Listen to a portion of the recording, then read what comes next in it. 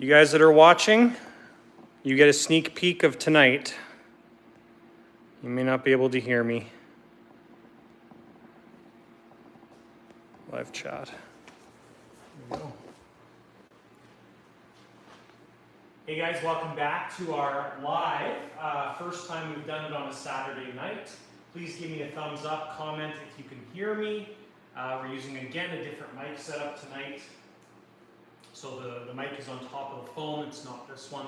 So it's going to be maybe a little bit more echoey, but I just want to make sure you can actually hear me. Sounds good. Sounds good? Awesome.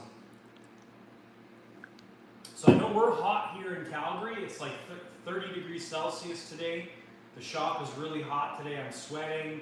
Hello from Australia. Workout outfit. Hey, from Australia. Who's that? Was. We've got CM and Kelly on here too. Nice. Some of my friends in Montana, Kelly and David from California, also said it's hot where they are too. So yeah, so it's a hot day today. So you guys get to watch the Strega start up, assuming the Strega actually starts up tonight. I haven't run it yet since it was on the test stand, so don't know. I don't know if it's going to work. I hope it's going to work. I've been rushing around today, just finishing things up, getting all the wiring done, and I think everything is good to go. There's a couple things I haven't plugged in yet, like the flaps haven't been plugged in or set up, but the rest of the plane is good. This afternoon I was just working on the wiring for the batteries, the battery setup, CG, and I think we got everything good. I'm really excited to fly this thing. It's going to be an absolute blast. Just added some fuel in the tank as well. So that part is done. And yeah, so that's going to be kind of the goal tonight, is to get this thing fired up and see if it runs. We also have Andy from York, England. It's 2 a.m. Oh my gosh. Hey Andy, thanks for joining in. That's crazy. Hopefully you don't need to do anything tomorrow except relax. We had a great day of flying yesterday. I forget what we did last time. We did like a summary, didn't we, or something like that? I can't remember. Anyways, we had a great day of flying yesterday. The weather was beautiful here, and we got out to the field, and it was a good day of flying. So hard to beat that. And now we are busy in the shop. So Wes says it's 11 a.m. in Australia. crazy. That's good. It's 7 p.m. here. It's funny that I can't believe people are logging in from all over the world. Thanks, guys. That's pretty crazy. Strega's nearing its end right now. So we've got one more video coming out on Wednesday, this coming Wednesday, and then the stuff that we're all seeing right now is going to be the final video, and that is, I'm just looking at my schedule, August 2nd is when the final video is coming out. So you guys are getting this footage, I don't know, 10 days, 7 days, whatever that is, maybe even longer before it's actually released. So Strega's almost done. When we're done with Strega, then we're moving on to Kelly's F-18. Kelly's watching right now. So that will get started this, well, tomorrow. And the goal is to try and get the F-18 done this week. So we got 1 week to finish the F-18. A Rebel from CARF is supposed to be showing up this coming week, and we'll get that Rebel done the following week. So we got 2 planes to build in 2 weeks, week and a half actually, because I'm missing this weekend's this weekend. So it's going to be tight, but we'll get it done. It'll be awesome. So that's it, I think. Yeah, if you guys have any questions during this whole process, ask away. We'll try and, sorry, Ned's hair is all over my face. We'll try and answer them while we're doing this stuff. So this has definitely been a real struggle of a build.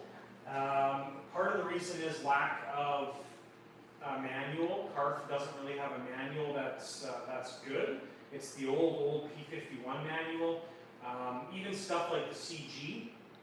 So the original manual says to do it on the front edge of the wing tube. Now that would be about 7¼ inches back from the leading edge joint. And the updated stuff that I found on RC Universe has been 6 inches back from this point here. So that's recommended from CARF, and so that's where we've set the CG point as well. So what that means is it's further forward than the old P51 manual suggests. So I actually didn't have to put any weight in this plane to balance it. We have two 2500 milliamp lipos back here in the tail. We've got our starter battery, which just runs the starter right here on the center of the CG. And she balanced out perfectly at 6 inches. So we do have only those two batteries running the entire plane. So the two lipos are running the central box, so the receiver setup, and then we've got one of them split off for the ignition, one of them split off for the landing gear setup. So it's a very simple setup. This plane here, we're probably one flight, at least we'll do the maiden flight, charge the batteries and see where they're at. What I'm guessing though is this will be a 2-flight plane and charge. There's hardly any room in the back there for any batteries that are bigger than what I put in there, so it's really, really tight. Yeah, so let's get this pressure tank set up. So this is kind of all a little bit new to me. The last time I did all this stuff, we were doing the test runs on the engine, which was months ago, I think. I don't even remember when that was. So we put fuel in the tank. Need some help, Katie? Yeah. What do you need to do? Put these things up. Katie needs some help with the tripod. Oh, there we go. It's okay, it's live. It's like, it's raw, unedited. They're bumping me and it's all bumpy. Oh, here we go. Sorry for all the jiggly. Okay, we're good. Yeah, there's quite a few people that complained about your Al-39 video. Oh, yeah. Montana, but I stuck up for you. Okay, so we've got about 3/4 of a tank of fuel in here. It's kind of a unique setup because we've got 3 things to fuel the fueling system. So we've got our fueler dot here, which we've put in. So this is a magnetic fueler dot. So that goes in like that. So we've put fuel in there. It's added it to the tank. Now we close our vent. This is our vent that goes outside of the aircraft.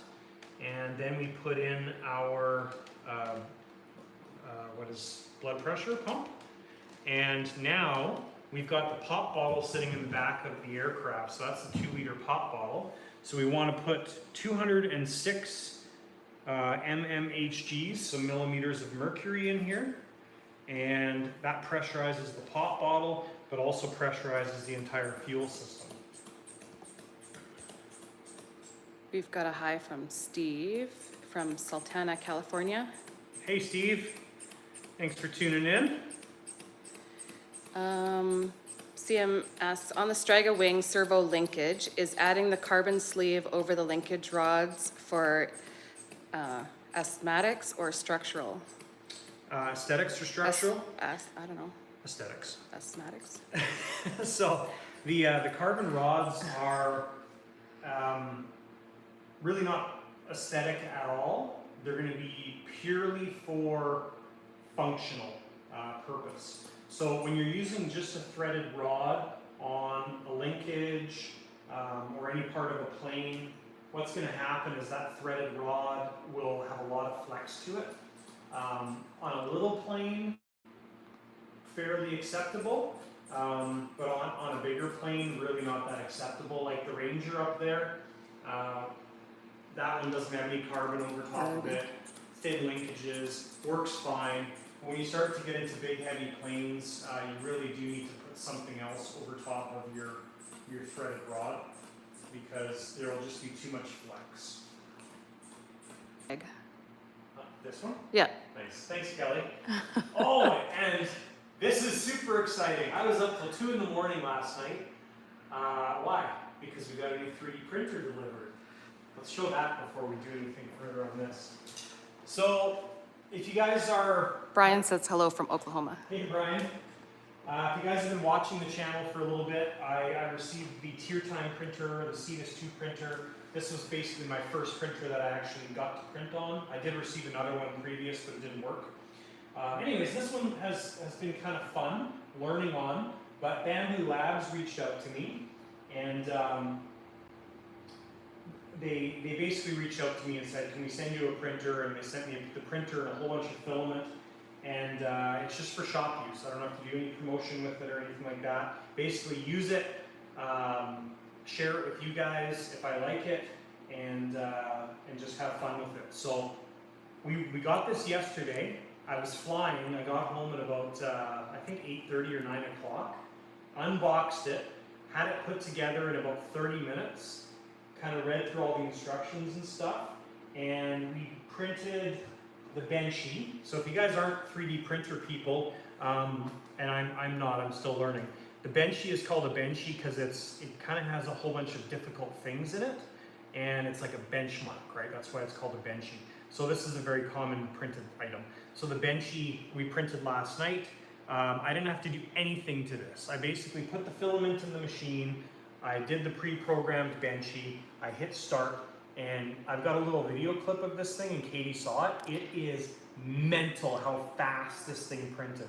It printed this entire thing. I think it was like 12 to 14 minutes, I believe. It was mental. It was just scooting all over the place. So we did this last night, went to bed, and when I got up this morning, I printed all this other stuff. And it all worked out perfect. So I didn't have to do anything. This isn't printed. But I didn't do anything. I just basically put my stuff up. Show them the guy.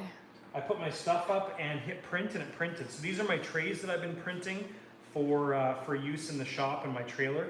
This is actually PLA carbon filament. That's what I printed all this stuff in. It is beautiful. I can make a couple small adjustments to make the base here smaller, but this is like me putting my 3D file in here and saying print, and this is what came out. I am so blown away by this thing. This is another pre-programmed one on here. It's a USB holder. Yeah, USB SD card holder. So just a fun little thing. You can put SD cards in there, USB stick in there. But it printed this thing. So this is all carbon PLA. There was a whole bunch of support structure on here to print all this, so it doesn't just print it like this. It's got a whole bunch of crap that you need to like pull off, but totally awesome. So impressive. And then we printed a little volleyball just as a trial thing. This one's actually really difficult to print because it starts off down here and you've got all these overhangs. Printed a little scraper. That was on there. This took like 7 minutes to print. And then printed these things too. So Bamboo supplies the file and a little scraper and stuff like that. So, but just gorgeous. So anyways, we got a whole bunch of fun things coming. If you guys are interested, like if you're watching this and you just happen to be interested in buying one, reach out to me because I do have a referral link or something like that, whatever it's called. But that printer is amazing. I basically had my head in there just watching it, mesmerized how fast it goes. Yeah. They may not be able to hear you because the microphone very specifically only goes this way, so yell a little bit when you're talking. Yeah, super cool. Anyways, that we got that last night, and I've been having a ton of fun with it. It is so awesome. It's so nice to have, like, I'm not a 3D printer. That's not my hobby. So when I get that other printer, the first one, and I try to use it, and I have to spend time messing with it, when I say it's not my hobby, it's not my hobby. I don't want to be messing with the printer. I love that Bamboo X1 Carbon because I load something, I say print, and it comes out, and that's what I need. Because that is my hobby, is to have those things to use on something like this. So, super cool. All right. So, making sure we're good. We're pressurizing the fuel system. I can feel the tank has pressure in it. So, need to bring Nez inside. I think we're ready to run this thing. Oh, Nez is sleeping. Say hi, Nez. What does it weigh? Oh, I haven't put it on the scales yet, but I think it's going to weigh, I think 47 to 49 pounds. Actually, after we test run it, I can put it on the scales really easy. We can actually weigh it and find out. Because I'm going to put it on my RCCG machine, but I just haven't yet. So, but it's heavy. It's really heavy. But it's going to land a lot like a jet, right? Like it's got really high wing loading, which is fine. We're used to that with most scale aircraft. It does have a nice big wing though, and it does feel really well too. So, all right. So I got to record the actual video portion now. All right, guys. We have the Strega on the ground, and she looks beautiful. I think we're ready to test run this thing. We've put about 3/4 of a tank of fuel in there. So that's done. We closed the vent off here. We added 4 psi pressure, or 206 millimeters of mercury pressure into the fuel system. So our pop bottle back here is now pressurized. The tank is pressurized. And I think we're ready to run the aircraft.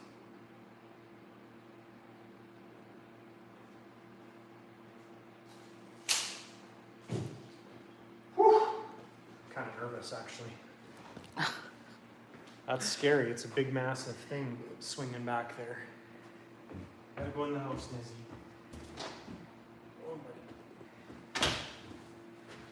All right.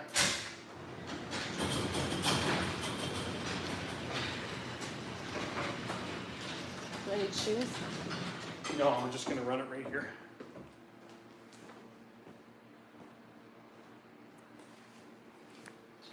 So here's the question. Do we have it facing in, blowing it out? I don't suspect the prop's going to come flying off.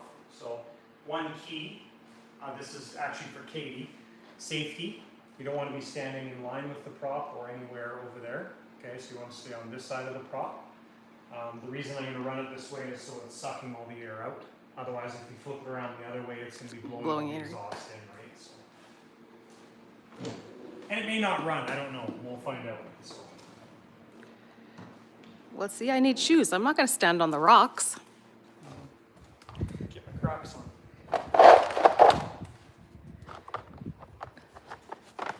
Oh, there's Luna. Yeah, Luna can be out here either. Oh, there's Olive. Olive, Luna, come on. Olive, come. Come on. Olive, in the house.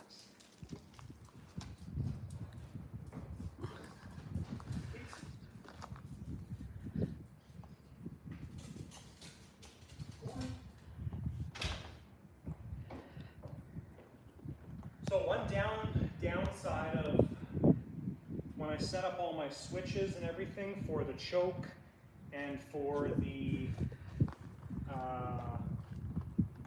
ignition, well actually it's just the choke. I didn't program what the choke is doing, and I can't remember exactly how I set it up. So we're going to get rid of the mat because this thing sucks a crap load of air.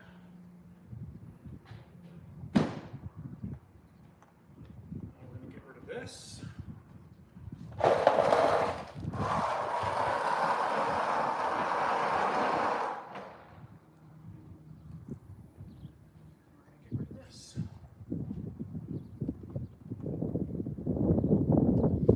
All right, so we're going to turn this on.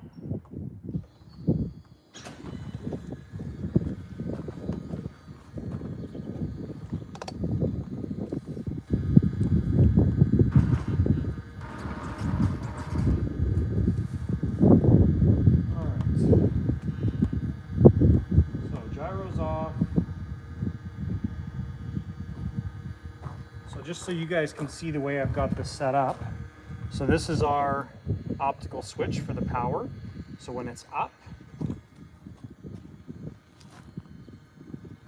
we are off.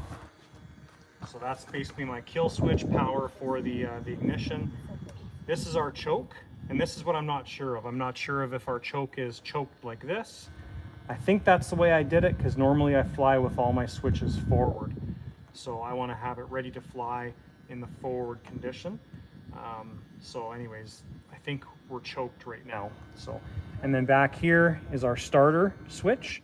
So when I push one of these monetary buttons or buttons, it turns the starter over on the aircraft. So we're choked, I think. Ignition's on. Whew. I'm just gonna stand outside over here.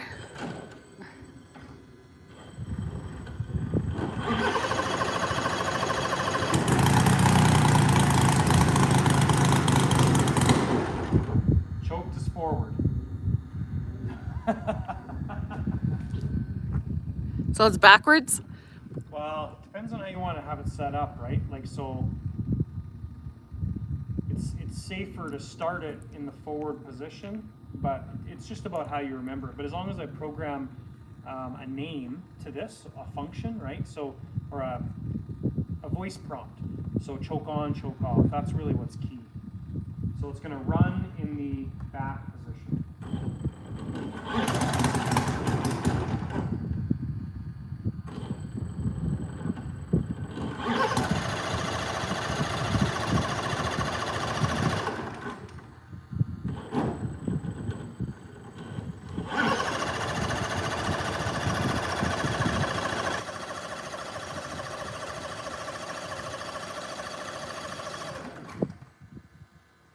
Maybe that's all we get.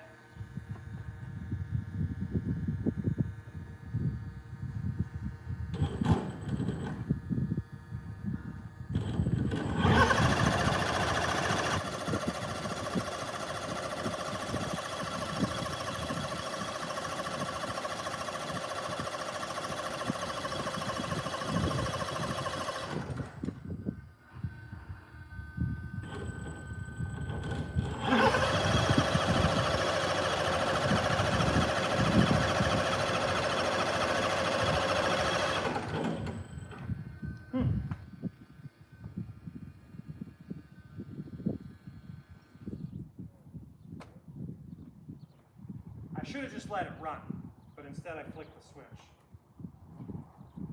Flooded? Probably. Kelly was asking. Yeah.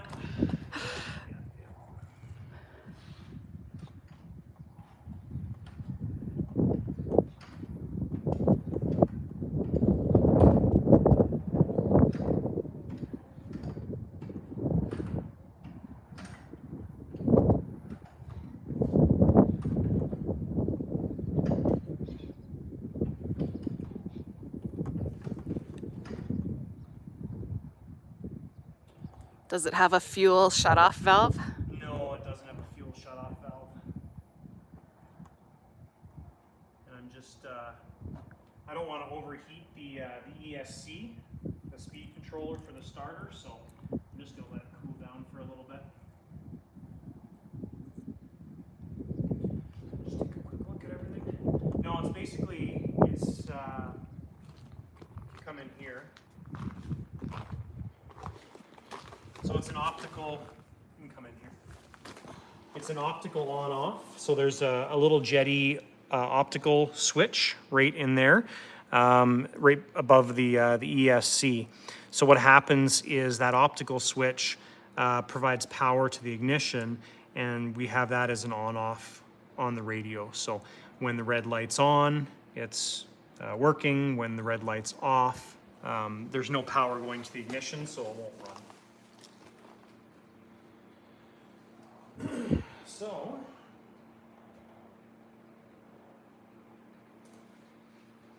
try it one more time. Check our pressure in our pressure cylinder.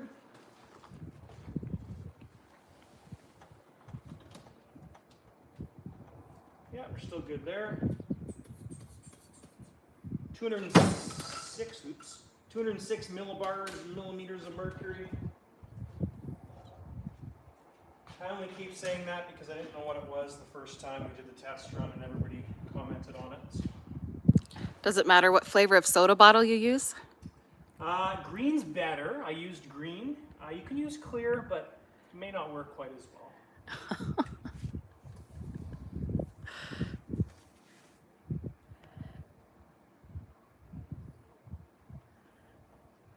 Okay, so planes on.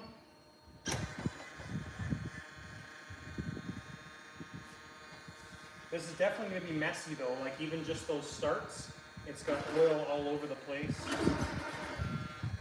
All over the wing. Okay.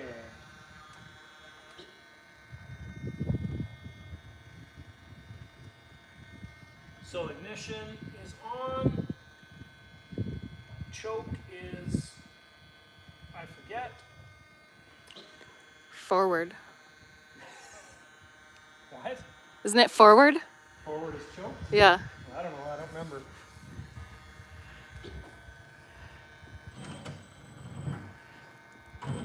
Because you...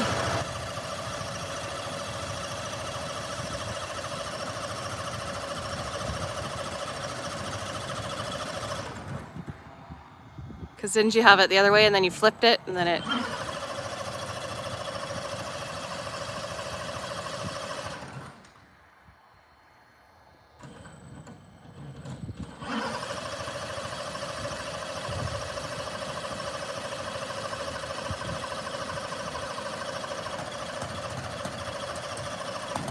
Oh.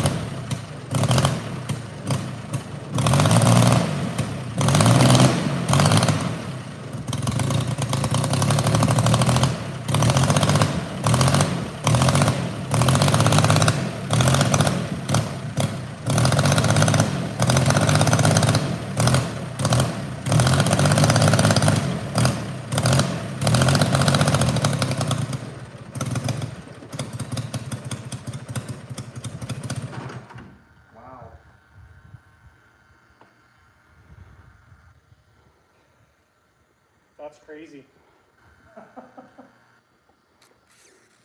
Crazy, crazy. Echo Smoke says hi. What's up, Joe? It's pretty neat. Pretty neat. Definitely needs a little bit of love and a little bit of tuning. She runs like a piece of garbage, but.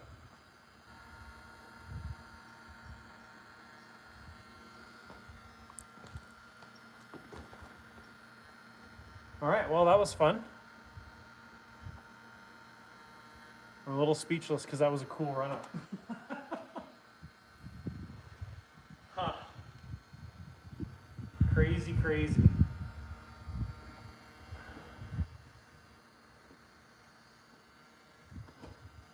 Well, I feel like we should probably put a little bit more running time on it. Kelly says maybe too lean. No, they set it way too rich at the factory. They actually say that in the manual, so they say it's way too rich, it'll run, but it'll run like crap. But not knocking what you're saying, but I'm just going by what the manual is saying. But it's spitting out oil like crazy. Same thing as when we were test running it, so. Oh yeah, look at that. Yeah, it's all over the place. Yeah. Like it's just, this side too, like it's just barfing out oil. So, yeah. Doesn't look so new anymore.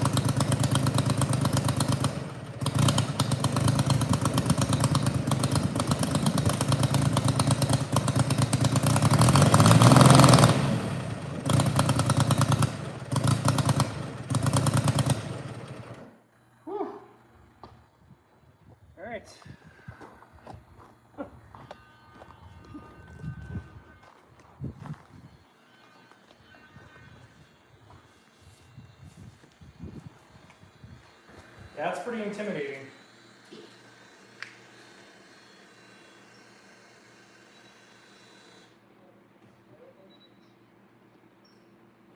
So yeah, she definitely needs some tuning.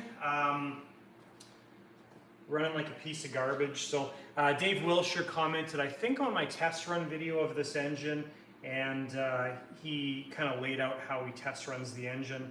I took a screenshot of that as well too, but we need to obviously do some adjustments to the setup. So I think the lows you adjust on the ground.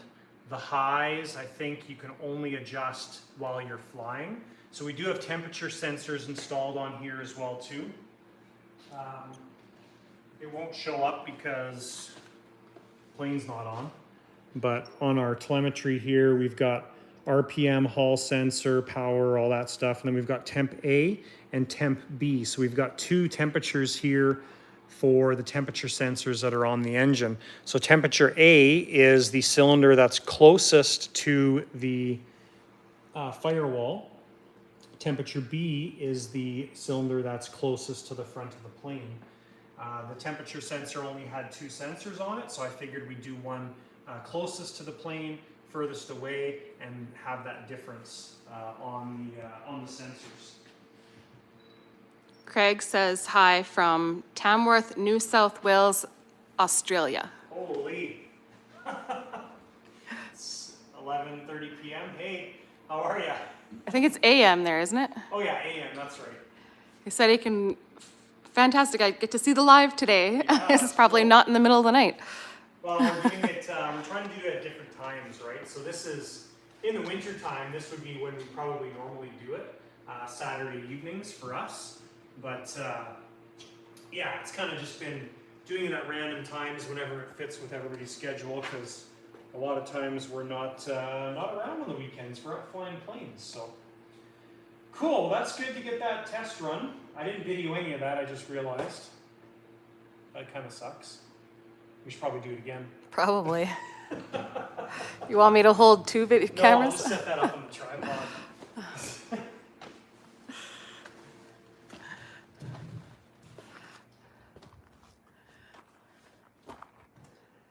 Feel like a rookie here. Get out of here, fly.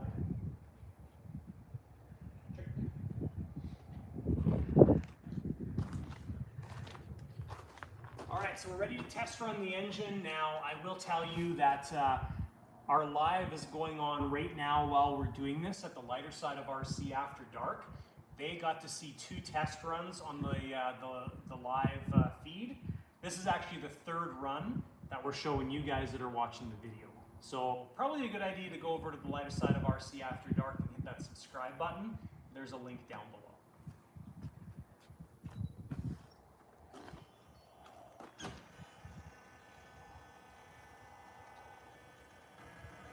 So we've added fuel, we still have pressure, we're still good there. And ready to go.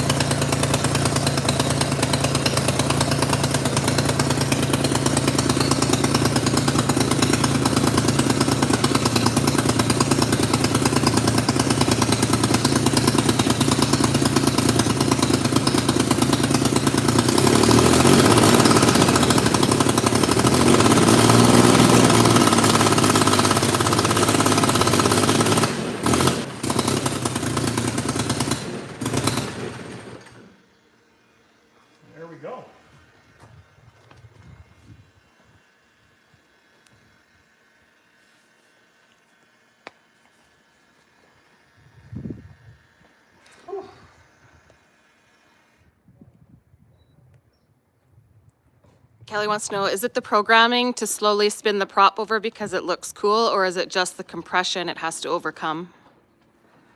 Oh, when you're starting up? It's the compression is what it is. The engine itself is very, very hard to overcome. So it is very tight. But they recommend a 3-cell battery for the startup system. I was thinking about putting a 4-cell in there, but I would like to use a 3-cell if it works, but it's a really easy change if we do need to go to 4-cell, because the battery for the ignition or the starter motor is right here. And because it's so close to the CG, we can put any battery we want right there, and it's not going to make a difference. So we've got just a little, this is a 1300 milliamp 3-cell LiPo that's in there. So with the 4-cell, it still does it a little bit. It's kind of has to get going, but it does turn it over very similar to that. So.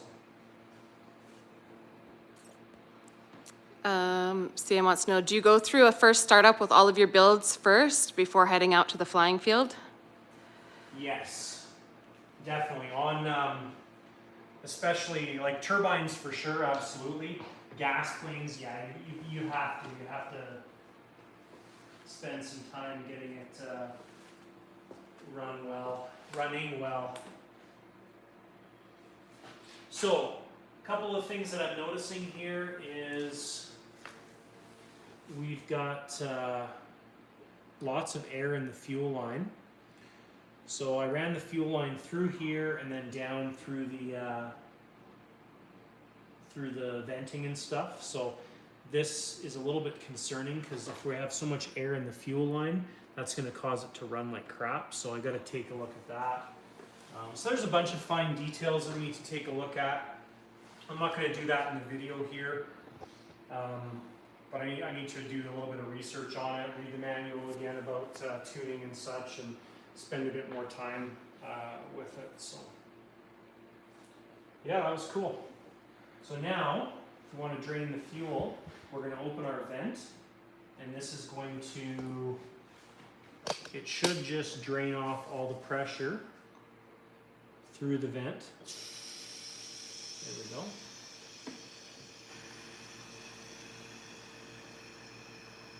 So the vent is right here. Now my intention was I was going to take the other end of this and run a line down exiting out of the aircraft. So when we're filling up the tank, we can get it 100% full. But right now the vent is just right here. So we vented off all the pressure in the pressure tank, and we'll take our gas out of the system.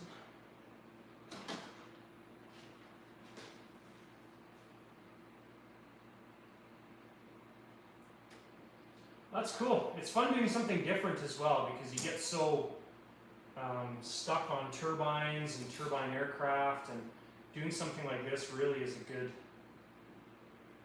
challenge and a good taxing process for my noggin.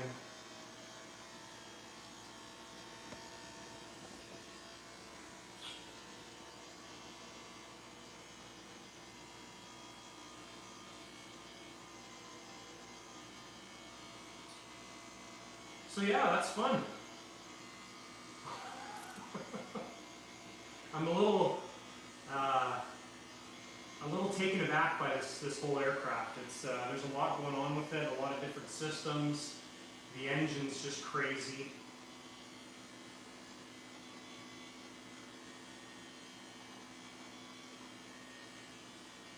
Make sure we're pulling it out. Yeah, we are. So what I'll do now in this case is I'll just make some notes. This is what I would normally do if we're still building the plane on a piece of tape. But what I'm going to do now is just take some notes on the aircraft, on stuff that we need to do.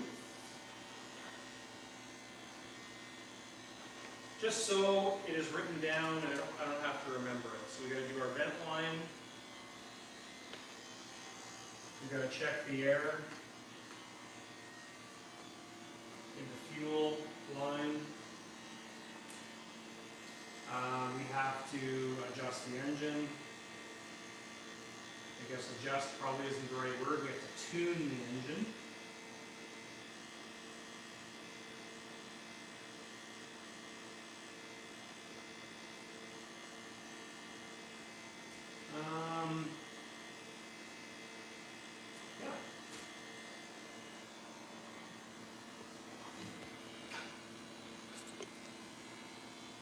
CM says, does it come with a scale pilot with a leather cap? We actually, on this one, we opted not to put a pilot in there.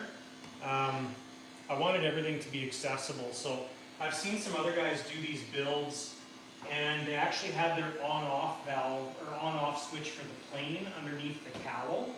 So you imagine that, you want to start your plane up, you got to take the entire cowl off, turn the plane on, put the cowl back on, and I didn't want to have to do that, so we're probably, maybe for the maiden flight, we'll leave this clear, but our plan is to black this out and also black the front glass out, so it'll just be nice, shadowed, and hidden.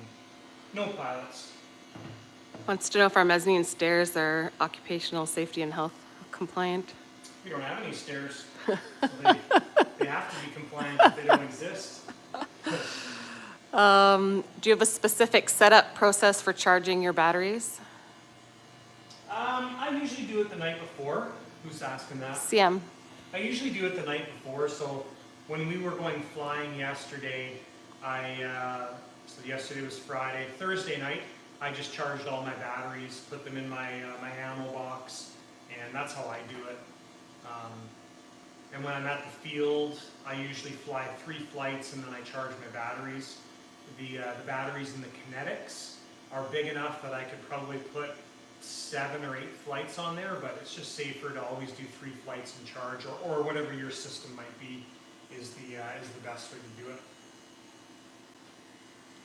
You could attach a pilot's head to the canopy as that is all that's visible on a Renault Racer. On the Renault Racer? Very true. Reno Racer? Reno Racer. Reno Racer. That's from Kelly. Yeah, we could actually just put a little false floor in here and just do a bust. That would actually work out well too. So that's why I think for now we're just going to leave this clear and just see. Maybe we'll put a pilot bust in there. Maybe we'll do it black. I don't know. Stacy can change over his pilot from his Elan. Yeah, exactly. Who said that? You? No, that's me, yeah. Where did I put the little end? Except the Elan is gone. Oh, I sold it. a Nez doll. Yeah. Ne- Nez in there with glasses on. Nez is gonna go into every plane. There we go. I don't think the Nez doll has flown yet. What? Has the Nez doll flown yet? The Nez doll's flown about Oh, yeah, 12 flights. flown here. The Nez is in the Superland. Well, that is that. CM wants to know if you ever had a moment where you've all tucked into bed, then have an aha moment and run back into the shop to do something? Yes. Yes. Charger. Take batteries off the charger. Lock the door. Forget to do this. Forget to put this back. Yeah, that happens all the time. Far too often, actually. Kelly says, we've all done that. Yeah, exactly. Kelly knows. Because what happens is your brain never really turns off. At least mine doesn't. It's just constant. So while I'm thinking about it, I'm going to take the little venting thing off here, just to see what's going on with these carburetors and stuff. So the CARF kit comes with quite a venting setup, or a baffle setup for this engine. So there's a whole, and you guys, this is going to be in the last video or the next video, but there's a whole baffle system, and this cover that gets screwed in, transfers air over top of the cylinder heads. So it's quite Quite a system.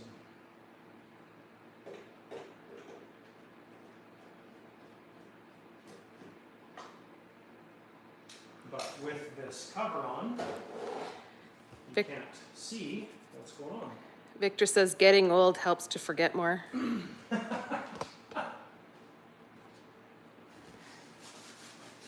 Have to write more things down constantly. Yeah, this thing is just going to be an oil monster.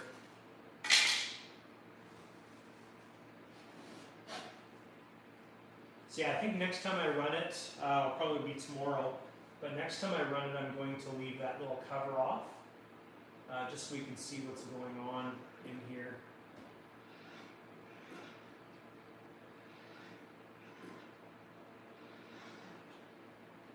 Because yeah, there's quite a bit of,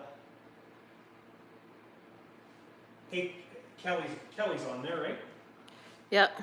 So Kelly, when you're running your Moki, does oil come out of your lifters and everywhere? Like this thing is just going to be spewing oil everywhere. I can see oil coming out of the lifters, like just around the seals and stuff like that. So. CM says, is that oil discharge part of the scale experience? Probably. Is the exhaust by KARF or kOLM? kOLM? The exhaust is by kOLM. And he says yes. Yeah, that's what Kelly said? Yeah. So it's a good thing I treated the wood back here, because that wood would be absolutely soaked in oil over time. So, crazy. Yeah, it's going to be quite a messy experience. So tuning-wise, I have to look it up tomorrow, but tuning-wise, Dave Wilshire said, I think it's the closest cylinder to the firewall, runs a little bit, needs to run leaner or something like that, because the fuel gets to it easier. So there's quite a system to follow with tuning these things.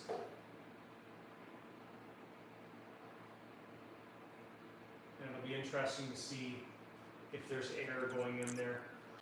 You're running 50-to-1 oil? Yes, correct. Yeah, that's the recommended from kOLM is 50-to-1. And then using premium so it doesn't have any methanol in it.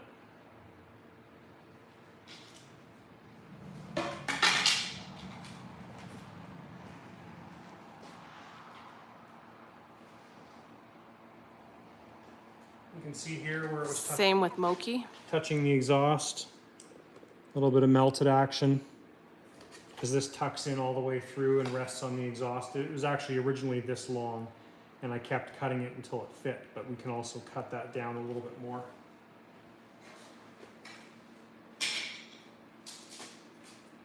Cool, that was a fun experience. That was pretty crazy. Success. So that's kind of all I had planned for tonight, actually. I'm glad it worked. I wasn't sure if it was going to work. I'll close the door.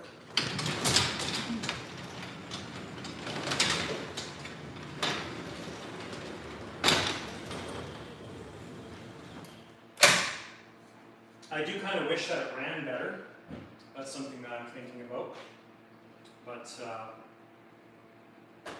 it's all part of the build. So what happens quite often is there's always the gremlins with aircraft. So you'll do a build, you'll do the best you can, you put everything together. You put it together the first time, you put it on the ground, you cycle the gear, maybe the gear works, maybe the gear doesn't work, and then you find the gremlins during your taxi test, during your first run-ups, and that's where you have to deal with stuff. So it's important to remember that when you get to this point, you're not done. You still have hours of work to do, because you got to deal with all the gremlins. Not waiting at the door. So the gremlins happen on turbine jets, the gremlins happen on these things, they pretty much happen on everything.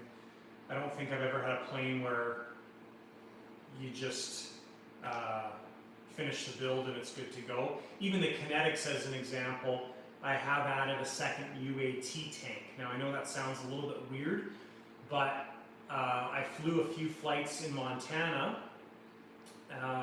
We maidened it down in Montana at Montana Jets just before the event.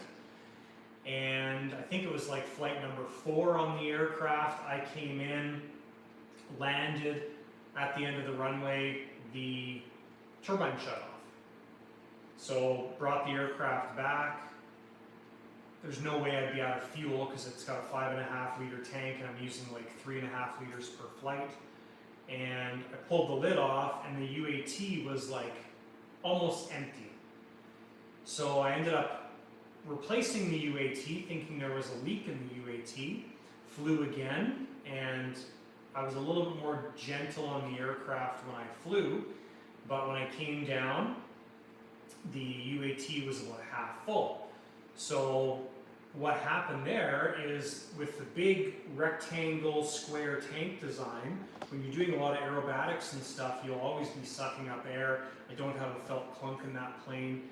And so I figured the solution was to add a second UAT so all the air can build up in the first one, and then my second UAT that feeds the fuel pump is going to stay full, and that works perfect. So that's how I solved that gremlin on that aircraft. Looks kind of goofy because you have 2 UATs in there, but it works beautiful. So now when I land, the first bubble trap has about half fuel in there, but it's still sucking up fuel going to the next tank, and it's been working beautiful. So I've got 25-ish flights on that aircraft now, and it's been awesome. So simple little things like that. The gremlins can be quite frustrating, but there's solutions. General build questions now.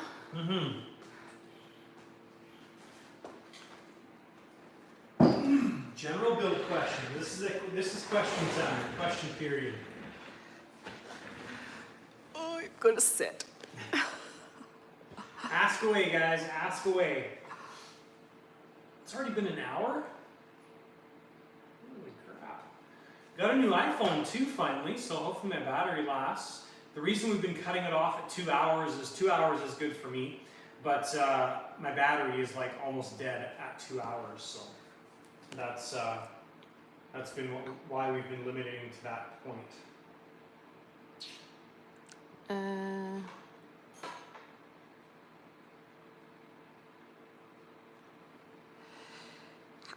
How was it like, or what was it like when you first started to go through these gremlins at the start of your building experiences? I guess you kind of answered it. Sort of, I guess. That's from CM.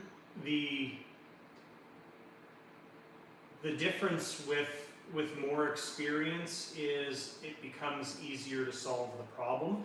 Another gremlin we had down in Montana, that's a good question because it brings up this other one, is so David's F4 that we built. So we built my F4 and David's F4 at the same time, and that one hasn't flown yet. It's going to the new owner soon.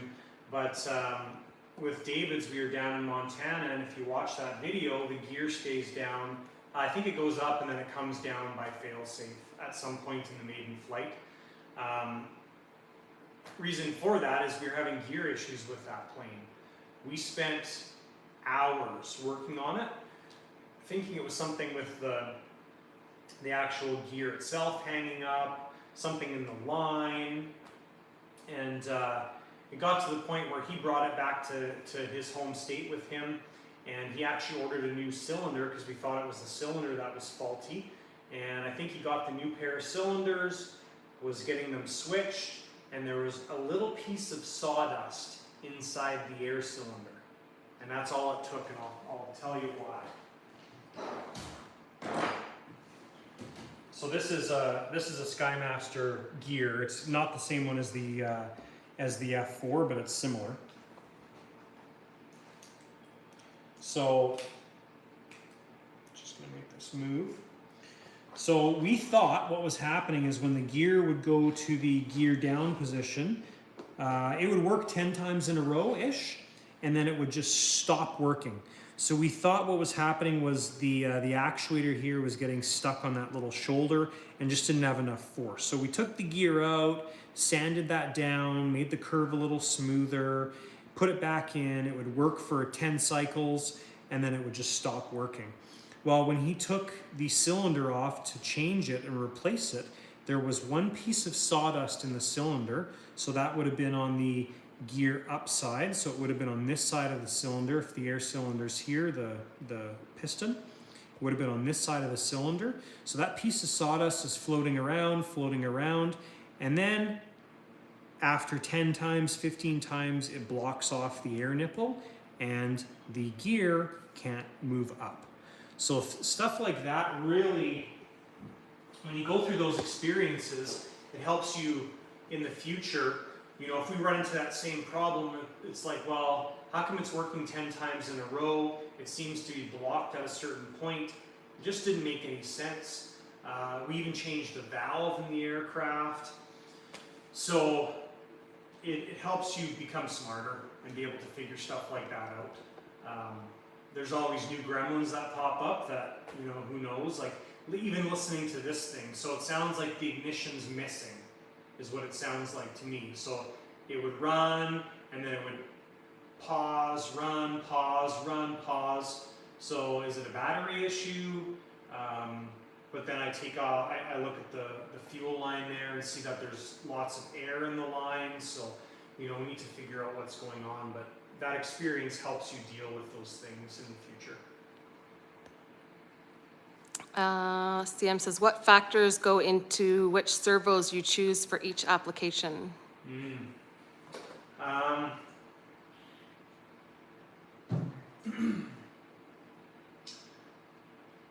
I've never landed a plane and said, I wish I had less servo in this plane, or less servo power, if that makes sense. So I would always generally suggest on all of your flying surfaces, go with the best servos that you can afford. There is a point where maybe you're overkilling it. Like if you have a choice between a $200 50 kilogram or 100 pound servo and a $400 200 pound servo on a plane like this, the 200 pound servo is probably a little bit overkill, a lot overkill. But if you're buying good quality servos, you should have zero problems and they should last you a long time. So in general, I'll always put the best servos that I can get, or you know, a really good quality servo in there. There are some instances like the gear doors on the Strega where we have so little room in that wheel area that fitting a full-size servo is really tough. So I went with really small KST servos that have 20 pounds of force or 22 pounds of force, and they should work perfectly for that scenario. So sometimes it's what we have kicking around. The tail servo in this plane, the owner had an extra servo that we were trying to use up, and we also used one of those extra servos on the choke on the plane. Those are both high-tech servos. We don't generally install high-tech servos on any of our aircraft flying surfaces. So that's why we use them on those, the tail steering and the choke, because we had them. They're really high-quality high-techs, but we were just using them up on this plane. Do you know when you're going to do the maiden? If we get everything fixed up and she's all ready to go, we'll probably do it this next weekend.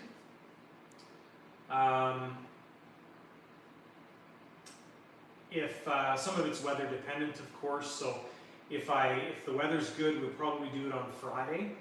The field's a lot quieter on Fridays because most people are still working. But if the weather's better on Saturday, then we'd be out there on Saturday. So if we can do it this coming weekend, that's when we're planning on doing it. Kelly wants to know, how are the plans for the radio test coming along? Ooh, the radio test is good. Sorry, Sorry, just something caught my eye, so I'm looking at it. Not a lot has changed since last week. We've got the power box radio there, Radio Master. I'm still waiting for them to ship me the radio. I think it's in shipping now. Yeah, I believe it's in shipping. It's supposed to be here Monday. Futaba's declined. We've got a Free Sky that we can use because Free Sky hasn't gotten back to me. But Randy Smith's going to donate his Free Sky for the test. Futaba, they declined, but I think we can get our hands on a Futaba. I haven't reached out to anybody to find like an old FM style radio, but so the radio test is coming. I think we'd probably do it probably mid-August, I think. So probably the August, I don't have my calendar in front of me, but yeah, mid-August is the day I'm going to plan on doing it. It'll probably be on a Saturday or a Friday. So. CM says 5 acres, huh? Any plans to build a mini RC hangar with a mini runway next to your build shop? Seems appropriate. I would love to, but we've only got 5 acres, and we have some, not neighbors, but I mean they're the closest houses to us. So they are, like, we've got a house there, we've got a house over here.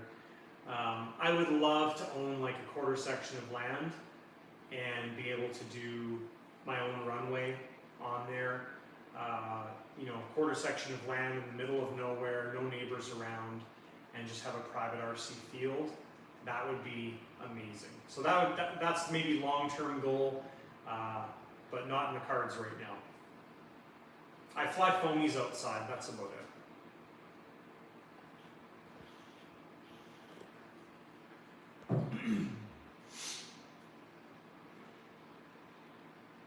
Questions? No other questions?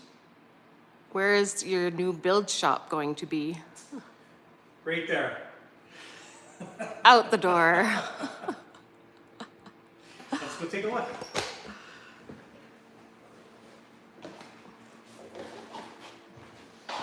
So, we've been living in the house now for, what, a 2.5 years. No. So it was a year in December, so A year and a half, yeah. A year and a half. It's still very much a work in progress. Like, we have no stone on the front of the house. Somebody is trying to get one of his guys to come and So when you get work, the stone done. you work in the industry, so my day-to-day job is I manage an exterior construction company. So we did all the stucco or the eave system on the house, but I've been trying to get my guys here to do the stone, and I get bumped to the bottom of the list. So there's lots left to do on the house, but whatever. I don't really care. We'll do it in time. Oh, this probably isn't going to work good because the... I'll just stay on this side. What? I can just stay on this side over here. I'm going to show them.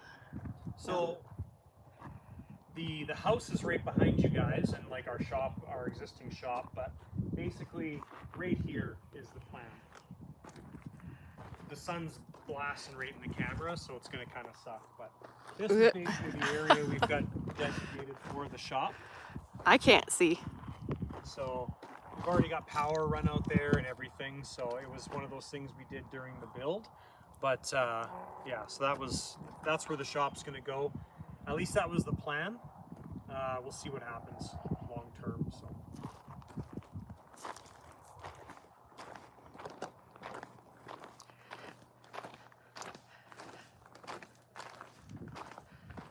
Eventually we'll get stone. Eventually we'll get our little trim pieces installed, and you know, all that stuff takes time. And there's his back door. Robert says, missed last week, so we'll ask now what happened to the F-14 swing wings. Good question. So the F-14 swing wings, so if you're talking about the flight we did in Montana, so that was a year previous the plane went down there. We did the maiden flight on it. I think we got 2 flights on it.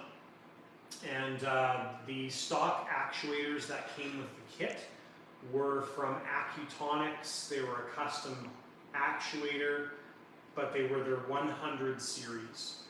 And they weren't strong enough to bring the wings back forward. So what would happen is, if your wings were out and you put just a little bit of force, like a finger amount of force, to bring the wings back, that would be no problem because the air is pushing the wings back. But then if you put a little bit of force on the wing like this while it was trying to come forward, it wouldn't develop enough force to get over that first little part that it needs to.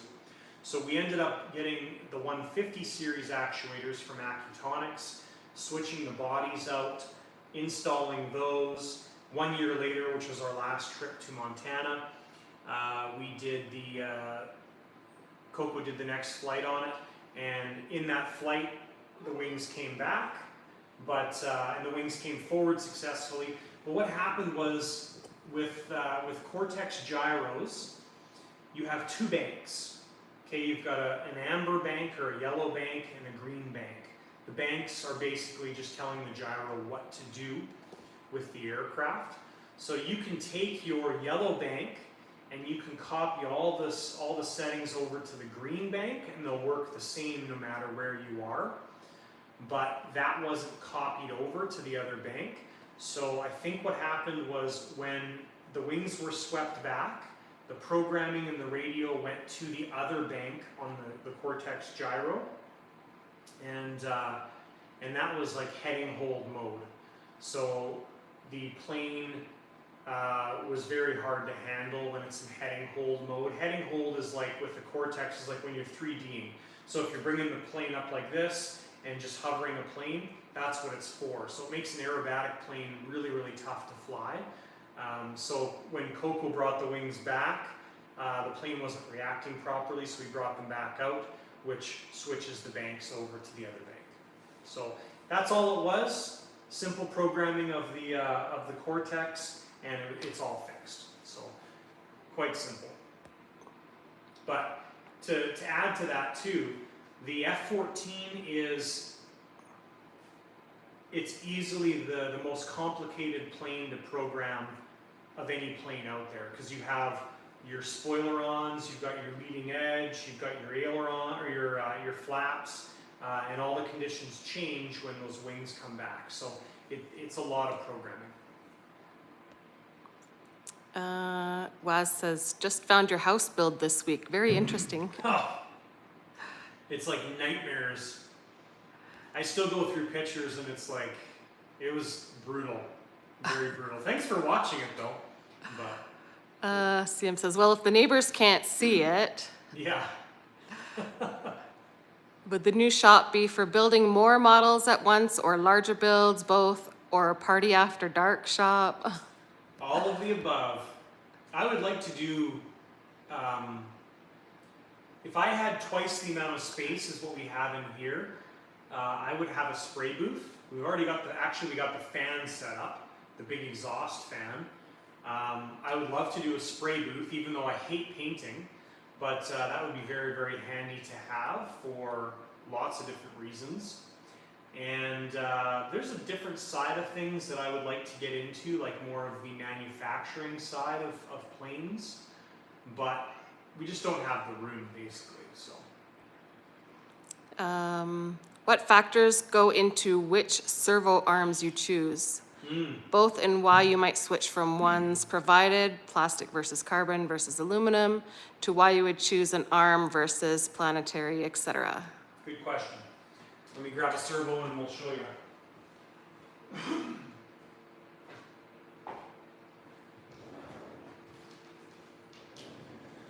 Good old test servo. All right. Camera lady. So, as far as the arm length goes, you basically want as much resolution as possible. Now, there are always some factors that limit this. So, what happens if this is your surface here of your wing structure, I guess, we'll just say it's right there. you may get great resolution with the servo, meaning the resolution meaning if this servo travels its full direction like this, that's kind of what you want to get your proper surface travel.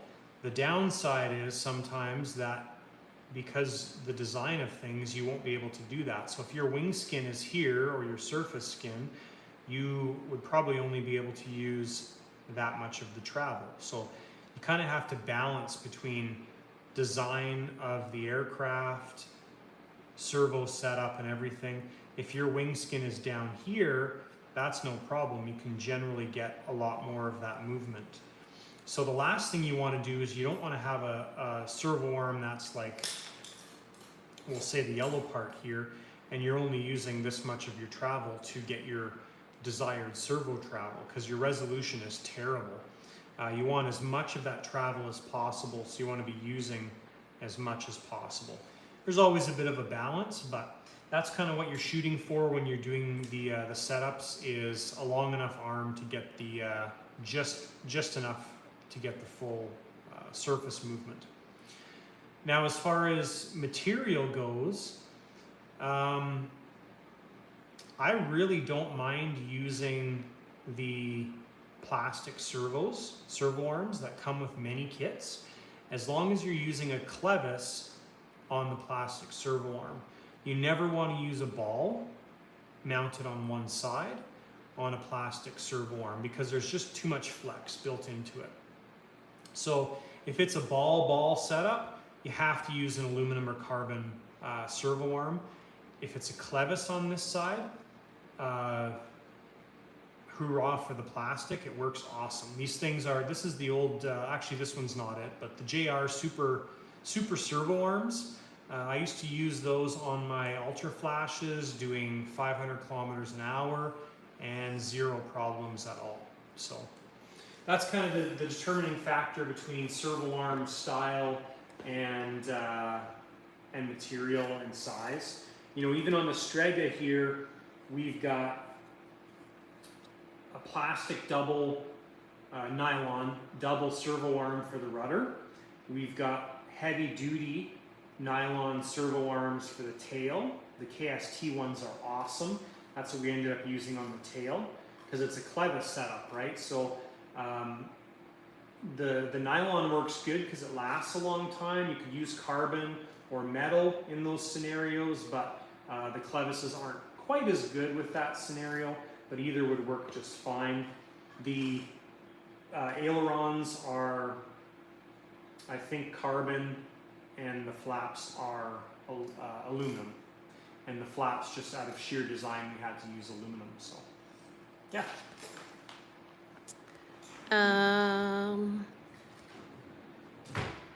CM asked, does the sweeping wings change the flight dynamics in terms of being able to fly it as a less experienced versus more experienced pilot?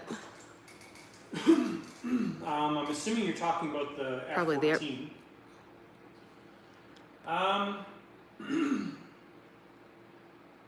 So when you sweep the wings, the plane kind of becomes a delta wing, like a triangle. So when the wings sweep back, you no longer use your flaps can't move, so you have to turn your flaps off. I think the spoilerons are set up to stop working, which is on top of the wing. So all of that shuts off and you're just using the tail at that point. The aircraft itself is going to be still manageable, easy to fly. It actually should be easier, but generally you're going to keep the speed up a little bit higher. But landing in that configuration would be crappy because you don't have your flaps to use. So in the case of the F-14, that's a bit of an extreme case, but I think it's going to fly great with the wings swept as well. Craig says he's moved from jetty to powerbox core. Moved to jetty from powerbox core. Awesome. And would it be possible to have a video based on the clone receivers? Not a lot on the net on the benefits. Yeah. Yeah, it's the clones are funny. One of the reasons I haven't done a video on a lot of jetty specific stuff is because Harry does so much. Harry cures on. So when I do it, if I was to do a jetty specific video, it wouldn't get a lot of views. That's the only reason I kind of hesitate a little bit. I try and throw a little bit of the clone stuff in here, here and there, but I can definitely probably fit that in and do the clone setup. A lot of people say the clone setup is terrible. They don't understand why you would ever use a clone.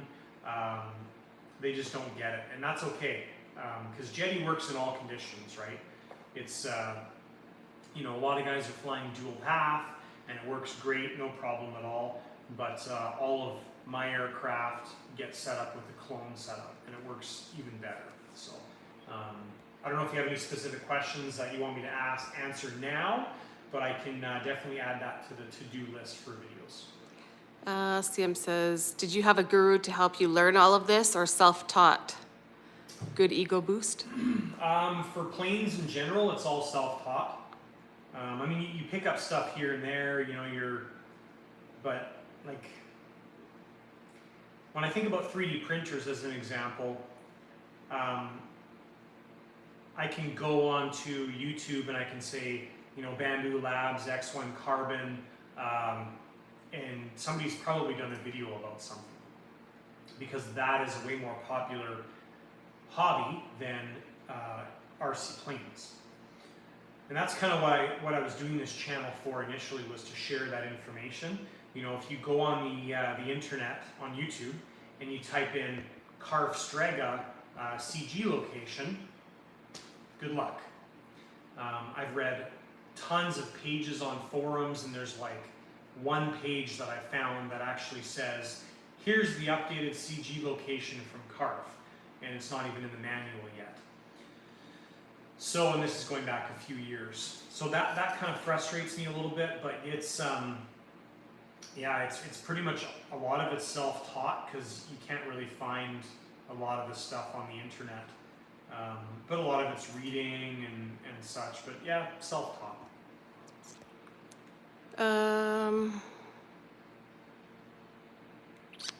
CM says, high sol versus epoxy versus CA, which do you pick for specific adhesions? And wondering what the reasoning is for why you choose 24-hour versus 20-minute high sol, besides availability that one time.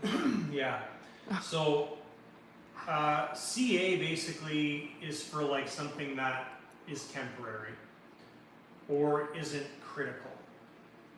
So when I glued the battery holder in the Strega this morning for the ignition, for the starter motor, I used high sol to glue the holder onto the side. I used CA to spot weld it to the side so it would hold it in place. But I would never use CA to glue that piece in place, because chances are it's gonna fall off. And it's sort of a critical thing, because you wouldn't want that battery to fall off and disconnect itself. You know, if I'm gluing wires to the side of the fuselage, CA is all I would really ever use, because I want to be able to pull it off later on. It's light, it's going to hold great for that application. For epoxies in general, really doesn't matter what you're using, as long as you prepare it properly. So you can use standard 30-minute epoxy in the same applications as high sol, as long as you add something to it. So let's go over here and take a look.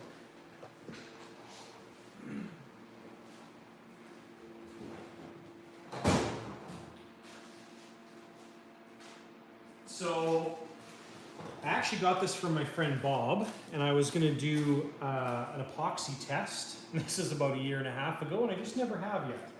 So he works in the aircraft industry, and he's basically he builds stuff. So you can make your own aero epoxy by adding this stuff to standard epoxy. So if you took 30-minute epoxy and added Cabasil, you're basically going to come up with West Systems 610. Would be very similar to this. You could also compare this to 20-minute high sol. Would be very similar to these things right here. This is basically, I can't remember what it's called. When you want to add, you add this to epoxy to make it easier to sand. So that's just not really structural stuff. But then you have flocked cotton, or flocks. So you can add this to 5-minute epoxy, or sorry, 30-minute epoxy, and it makes its own unique properties, makes it very strong.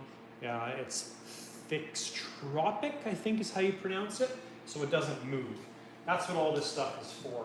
So you could use high sol. I use it because it's strong, it's convenient. This stuff's a bit of a pain because you have to mix it in the cup, and then you have to mix this stuff to the cup. So I don't really like using this in a lot of cases. That's why I just like using 2-part stuff.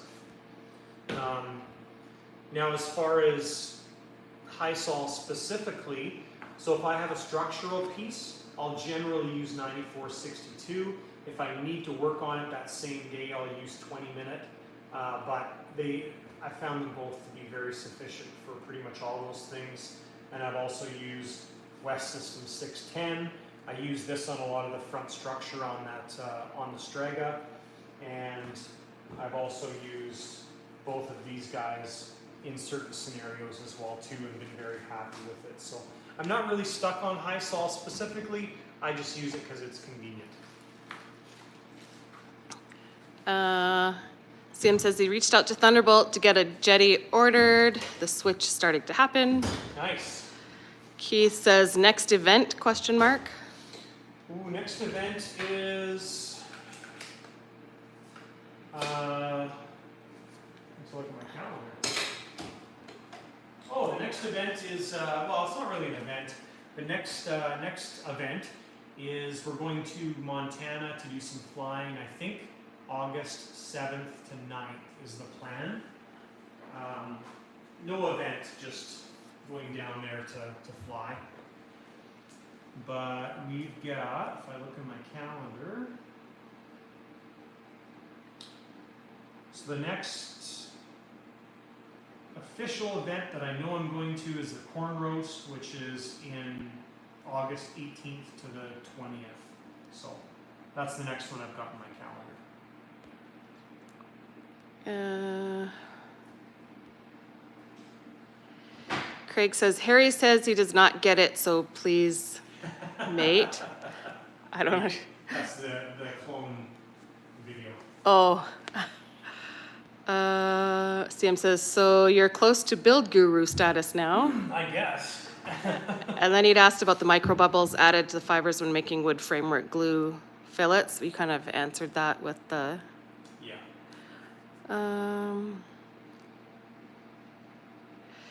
Sam says, the horses are standing around here looking at each other, wondering where their hay is at, but this is far more interesting. So they can wait a little longer. Nice. Well, thanks for watching. Kelly says they're called micro balloons. Micro balloons, that's it, yeah. Sam says, do you have more stuff stored on the shelves than you really need to have, or everything gets used relatively quick? He says, yes, he's calling out all the stuff in the back corner under the mezzanine. Let's go look. So this is the bowels of the shop. So over here is, I mean, this is kind of a junk pile, but over here is where the kits are stored. So we've got some spare boxes that are empty for shipping, but there's a Bandit kit back there. There's a box for the Ultimatum, but when kits come in, that's where they go. And right now it's the junk pile, so it's always in progress. But yeah, this stuff here is, I guess it's kind of our junk pile as well too, but this is all 3D parts that I sell on my website. So that's what all the black bins are for.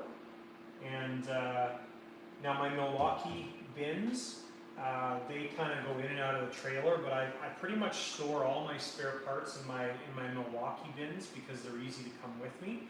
So like all my servos that I stock and a lot of those kind of parts are in those bins. We've got batteries. Next, this box up here is all Swewin extra parts, or some of them. So we've got a lot of Swewin parts in there. And then this is just kind of stuff, throw stuff. Shipping supplies. Yeah, shipping supplies. Here's a bunch of electronic things that are up there. My extra jetty parts are there. Model aviation products. This is Junk Central right here. This is the bin that everybody has. So when I'm done a build and I've got extra parts and stuff, everything goes in the throw-all bin. And there's just piles and piles of crap in there. Air parts, air cylinders, EDF kits, lots of stuff. So I don't stock a lot of extra parts because that's not really my thing. I've got the website with some stuff, but that stuff is basically the things that I use on a regular basis. I don't want to be competing with a company like DreamWorks where they have walls and walls of parts and you've got people managing little tiny parts and stuff. That's not really it's not really my thing. It's not my goal. So. Sam says, do you ever need to print your own custom labels, decals? If so, is that done in-house or you just get them made for you? Katie pretty much does all that stuff. So, like any of the shirts that you guys see me wear in videos, like in the past, Katie's kind of done all that stuff. We've outsourced a lot of that now to like Spring Tea and stuff on the website. But yeah, she basically does all that. She's super handy with that stuff and like vinyls, like the vinyl on the wall. Katie did all that. So that's her jam. Keith says, can't wait to see you. Reg is cutting runway today again. Nice.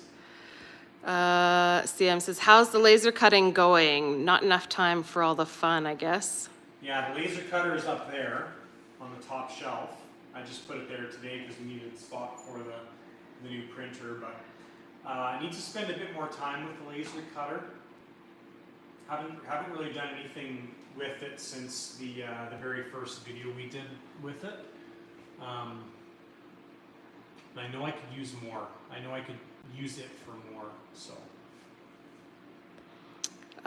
Yeah, your niche is the builds. There's enough retail already out there. Yeah, so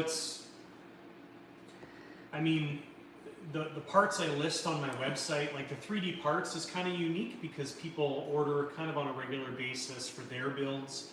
So that one's kind of nice. The other nice thing about the 3D parts is I don't print any of the stuff that I sell. That's all outsourced to Joe, and Joe from RC Custom 3D Printing. And I love that because it supports Joe. I make a little bit of money off it as well too. But again, it's something that I don't want to be printing all those little parts and dealing with it. I'd rather just have Joe deal with it and be able to make a bit of money from it as well too. So pretty simple. But yeah, I don't really want to stock parts or a lot of things. The other thing it does is tie up money. So not that that's really. I don't know if we want to talk about that, but like having some turbines in stock is enough. You know, you think about some of these places that have tens of thousands, hundreds of thousands of dollars tied up in inventory. No, thank you. Keith says, Joe is awesome. Yes, he is. Very much so. We have something fun coming up too for you guys that are watching this. So, should I touch on that? You should do a little dance first. Yeah, I'll give you guys the sneak peek of this. Where is it?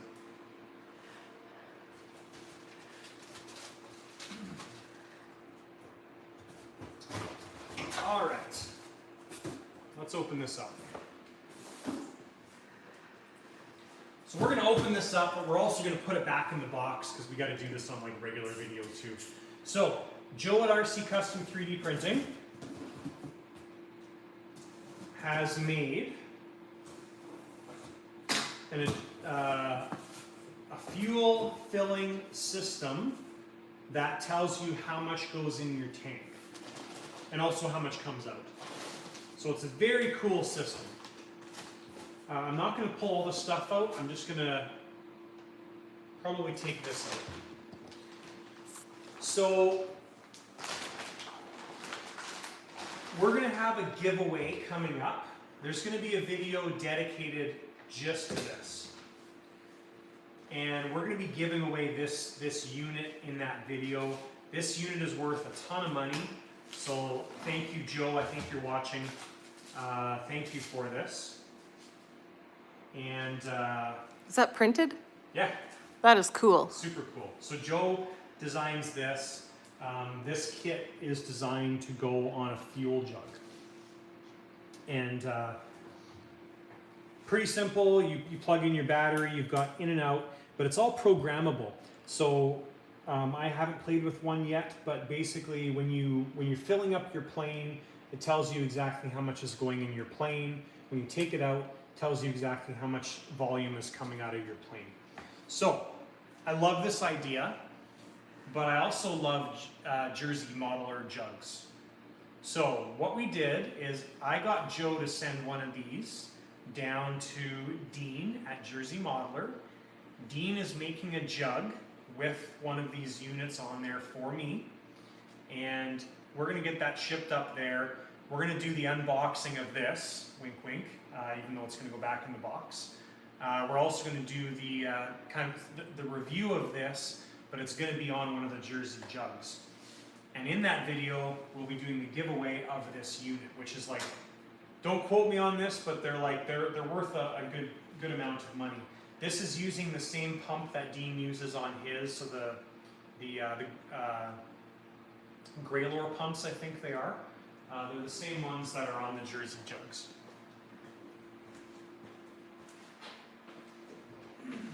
These guys here. So, Dean's making me a fuel jug with Joe's unit on it, which I think is absolutely top-notch way to go. I love the Jersey stuff, the standard outlet or standard outlay, but I really like now being able to see how much fuel goes into my system, how much fuel I can take out, and that's where this kind of thing comes in. And so Joe's designed all of this himself, and it's just a really wicked setup.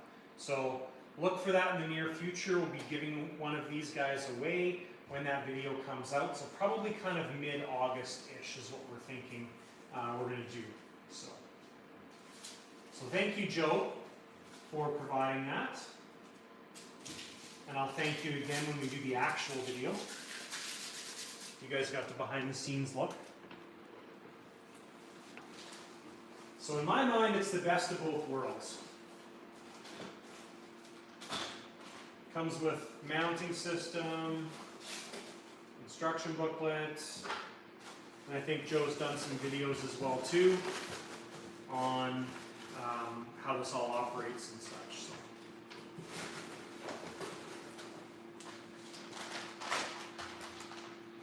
We'll make sure we put that all back in the bag nicely before we officially unbox it. Do you take a break between builds or get right into the next one? Right into the next one. So before we started the live video tonight, I vacuumed all the tables off. I like to start with a clean slate, so I vacuumed all the workbenches off. We flipped the Strega over on the ground, pulled Kelly's F-18 out, so that one's starting tomorrow. And when the Rebel shows up, that will start right away as well too. When these guys are done, then we're getting into some other projects like switching the gear back to air on the PC-21, and then we're going to get into the Hawk over there, so just get right into it. Kelly says, excellent pump, had one for over 20 years and still going. Yeah. Keith says, whoa, that's cool. I just land when it quits making noises. The forced style. CM says, envious, just saying.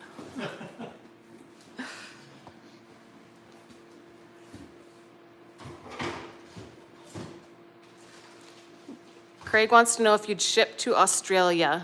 Yes. Short answer, yes. I actually shipped a couple SWE wind turbines to Australia as well. The last one was, I think, a couple months ago, and I think the shipping was like don't quote me on this, but I think it was $180-ish US maybe, or 150 or something like that. And that was with I believe it was DHL. So yeah, totally, absolutely can ship to Australia. The downside is I think I shipped a hoodie to Australia once, and I believe the buyer paid $50 in shipping, and I think it was $80 in shipping that it cost me. So yeah, for a big ticket item like a turbine or something, it makes more sense. Unless you really want something else, but it's a lot of shipping.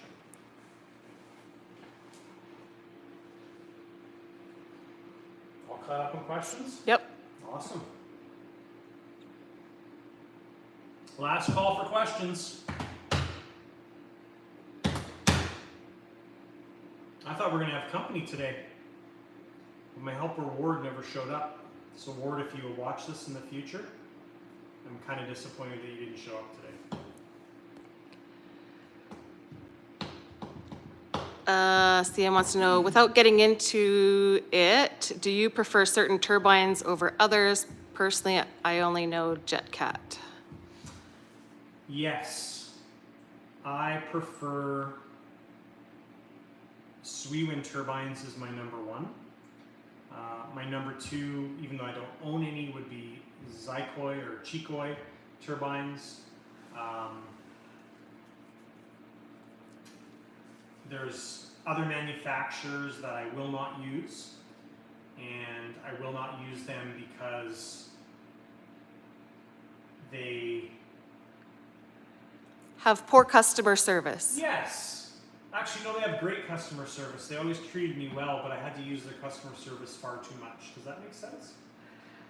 And there's other ones that I think are a little finicky that I'm not a huge fan of. So yeah, there's definitely turbines that if I bought a used plane and it had not a SWE wind or not a Zykoi in it, I would switch it. But that's just me. Ultimately, with turbines, what really matters is if you can get it serviced and you've got good support. That's really what matters.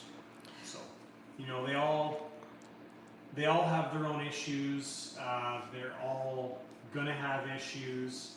Some manufacturers, you know, you might have 10 out of 100 that have issues. Some you might have 1 out of 100, but it happens. So.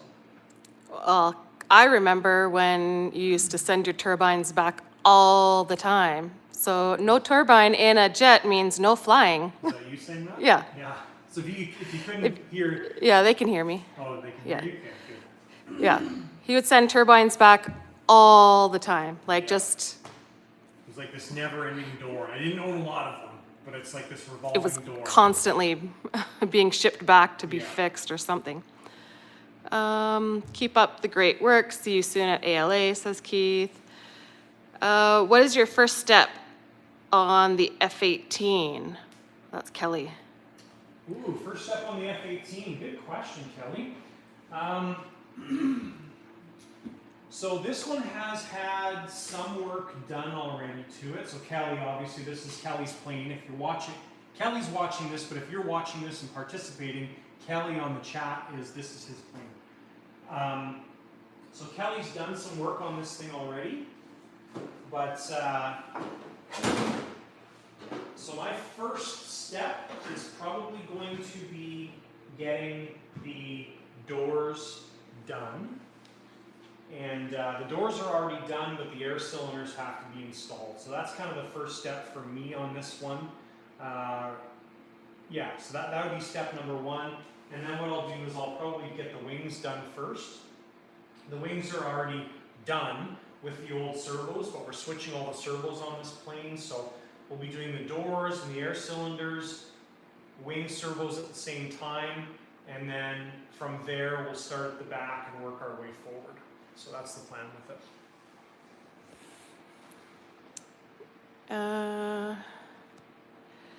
Craig says, really appreciate both of you giving so much back to the hobby.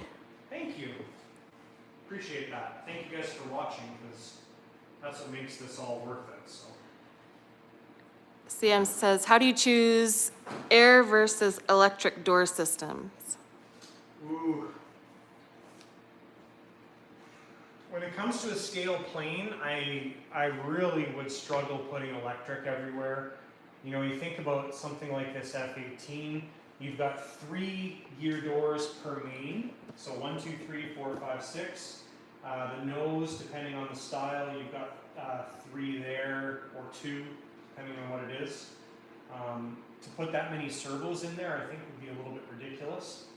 And this system is already set up for air, because the gear is air. So it just makes sense to do air. You know, something like a Skymaster, the big Skymaster planes, they're all set up for air. So we actually made a little bit of a mistake with the PC-21, and we didn't really know what we were getting into, but with the PC-21 build, we put Electron ER50s in there. They work, but the problem is the geometry is a little bit off on the landing gear, so the nose is too close to the ground. So it just makes sense. We're just switching it back to air, just to keep it simple, and it, you know, it's going to work great. We're going to put a compressor in the plane, so it's going to be reliable. And air systems can be very reliable if you set them up properly, if you maintain them properly, and they work for a long time. And there's lots of fail-safes you can build in now too. Like you put a Zykloi controller in there with the fail-safe, so if your gear gets to 60 psi or whatever you set it to, your gear comes down. So very simple. I mean, the only way you're going to have a catastrophic failure is if something fails to come down, like gets hung up, or you know, one of your airlines completely blows up and your air drains off like that. That would kind of be the only time. Kelly says, cool, excited. I'm glad you are, Kelly. I'm excited to go back to Montana. Oh, you're coming? Yes, of course. I didn't know that. CM says, yeah, I agree. The time and effort you put into your videos and behind the scenes, all the detailed answers in a live stream, it's great to watch and take it all in, even as a heli pilot. We'll forgive you for being a heli pilot. Oh, thank you.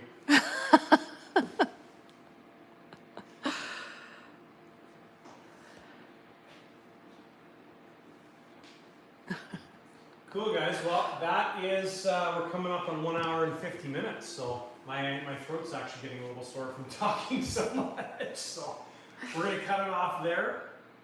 I'm drinking almost my entire water bottle too. We're going to cut it off there. Thanks, guys, for watching. Thank you for participating in the live videos. It makes this fun. If nobody was watching this, there'd be no point in doing it. So thanks, guys, for watching, and we'll see you next time. Not entirely sure when, but keep an eye out for the schedule. Take care.